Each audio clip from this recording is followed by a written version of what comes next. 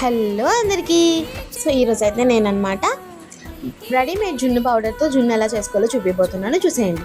So first అయితే ఒక ½ litre వరకు పాలు తీసుకుని అందులోకి బెల్లం కలుపుకోండి.